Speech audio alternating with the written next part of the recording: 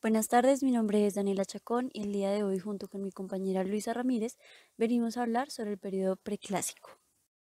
El periodo preclásico tiene sus inicios en el siglo I antes de Cristo, con la concesión de Augusto de los primeros poderes constitucionales de príncipe. Hacia la mitad del siglo IV, la Civitas Quaritaria tuvo un nuevo inicio de periodo histórico, de la civilización y del Estado romano. Este se le dio por nombre la República Nacional Romana. Esto se da debido al resquebrajamiento del exclusivismo patricio de los ordenamientos estatales y jurídicos arcaicos. El mundo romano comienza a tener una nueva base sólida. Esta base sólida es la nacionalidad romana, donde desaparecen los preconceptos de gentes o tribus. Siguiendo esto, las fases del periodo preclásico comienzan con la fase de asentamiento de la República Nacional de Roma. Esta fase se da en la mitad del siglo IV a.C. hasta finales de este mismo siglo, donde se fueron desintegrando los pocos privilegios que le quedaban a los patricios y donde se provee asegurar una Roma estable y fuera de peligro de ataques y sobre todo por parte de las sámnitas.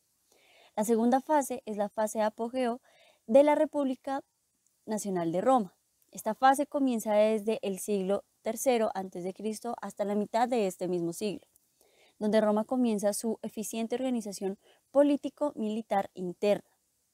En esta fase se refleja abiertamente cómo esta política comienza a ejecutar una política imperialista para convertirla en una dominadora de todo el Mediterráneo.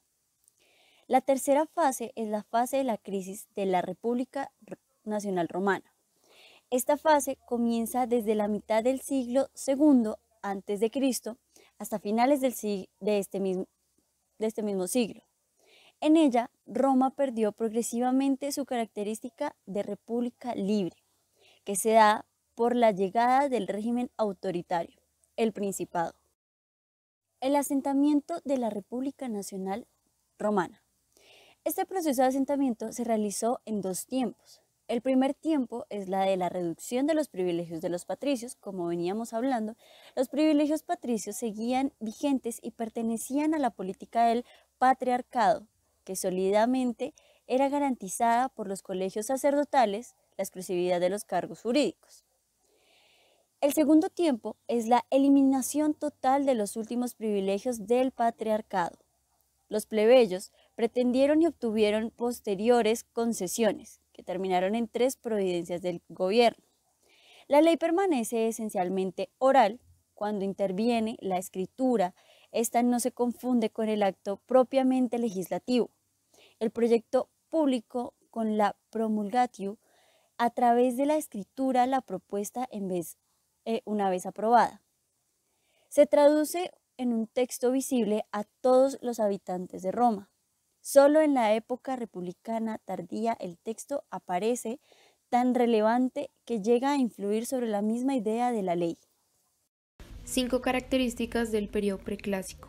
La primera, se supera la ambigüedad existente hasta el momento, puesto que podemos hablar de tiempos históricos al poseer datos. La segunda, en política exterior y debido a guerras púnicas se consagra el imperialismo por extensión territorial.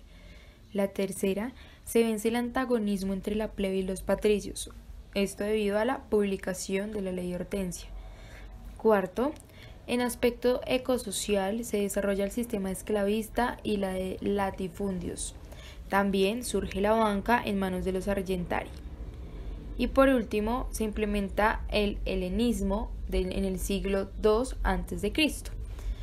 Un dato importante que debemos recalcar acá sobre estas características es que jurídicamente surgen 2 nuevos ordenamientos.